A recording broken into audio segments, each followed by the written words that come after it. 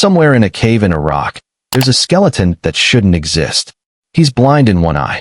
His right arm ends at the elbow, the hand and forearm just gone. He's deaf. He walks with a serious limp. And he's roughly 45 years old, which for a hunter-gatherer with no modern medicine is basically ancient. By every rule of survival of the fittest, this man should have died decades before anyone found him. He didn't. And by the end of this video, you're going to understand exactly how. You're going to meet a child who survived surgery 31,000 years ago in a rainforest. You're going to see a mummy with a tattooed first aid kit inked directly onto his skin. And you're going to read from a document older than the pyramids that already had a system for deciding who could be saved and who couldn't. Let's start with the skeleton in the cave.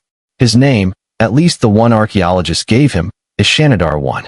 He lived roughly 45,000 to 50,000 years ago, and he wasn't one of us. He was a Neanderthal. Here's what his bones tell us. Early in life, he took a devastating blow to the head, crushing the area around his eye and almost certainly blinding him on that side. His right arm was gone below the elbow, likely amputated after an injury too severe to heal on its own. A bone in his right foot had fractured and healed crookedly, leaving him with a permanent limp. And bony growths inside his ear canals show he was profoundly deaf. Now stop and think about what that actually means for a Pleistocene hunter-gatherer. Half-blind, unable to hear a predator approaching, missing a hand, walking with a limp that would have made running nearly impossible. In an environment full of cave lions, hyenas, and wolves, a person like that shouldn't survive a single season alone. He lived for years, maybe decades, which means someone was hunting for him. Someone was steering him around danger he couldn't see or hear coming.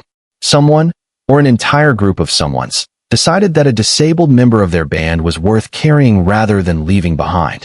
Researchers studying his remains describe this as one of the earliest clear signs of sustained, deliberate caregiving in the human story, and it comes from a species we spent 100 years assuming was little more than a brute.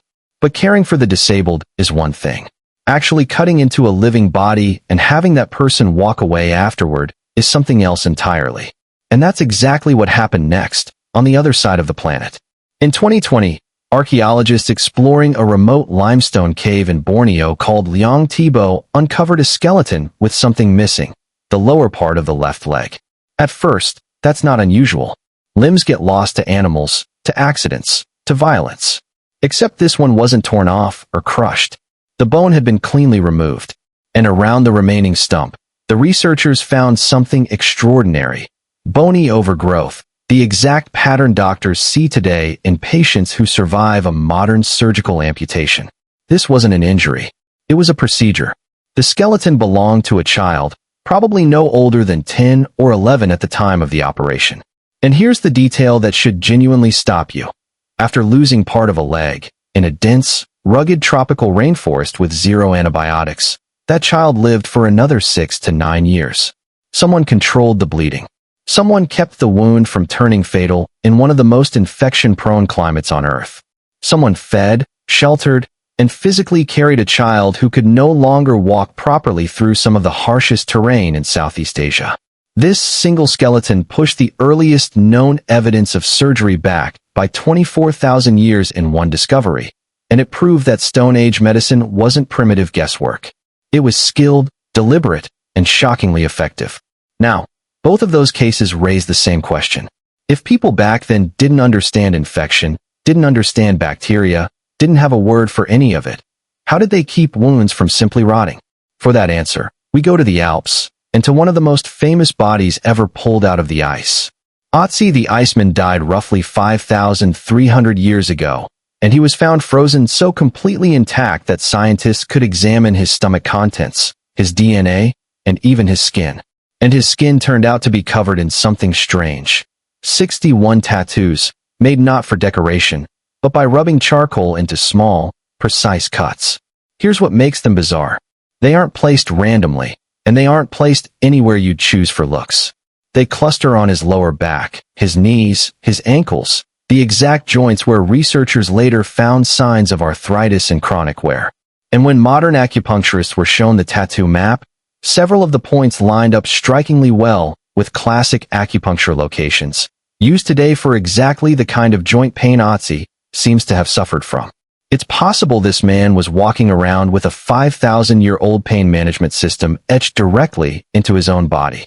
And he wasn't just carrying pain relief.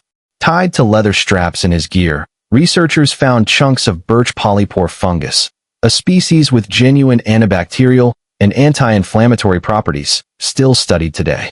Traces in his stomach point to bracken fern, which can help fight intestinal parasites, and moss consistent with being used as an early wound dressing.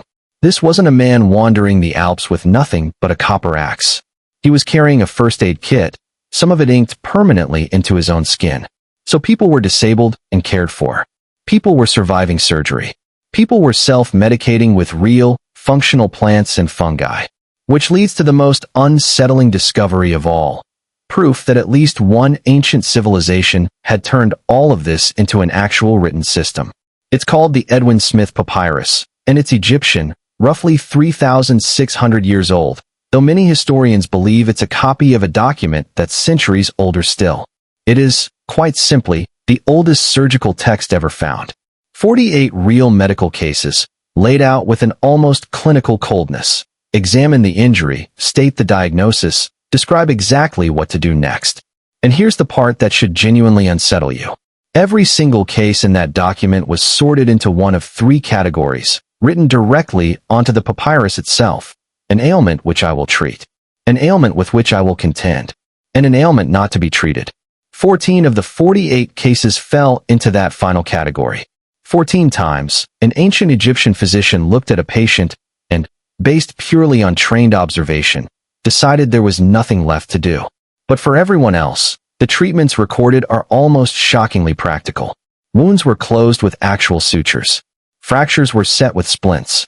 Bleeding was slowed using raw meat pressed directly onto the wound. And infection, the very thing that killed most injured people throughout history, was fought using honey, a substance we now know creates an environment where dangerous bacteria simply cannot survive. They didn't know why it worked. They only knew, from watching patient after patient over generations, that it did. So here's what all four of these stories add up to. A Neanderthal missing an arm, deaf, half-blind, kept alive for years by people who had every reason to leave him behind and chose not to. A child in Borneo, cut open with stone tools, who lived nearly a decade afterward because someone refused to let a wound become a death sentence. A man in the Alps who carried real antibacterial medicine and possibly tattooed pain relief directly into his own skin. And an entire civilization that had already learned to sort the savable from the unsavable, thousands of years before anyone understood what a bacteria even was. None of them had antibiotics.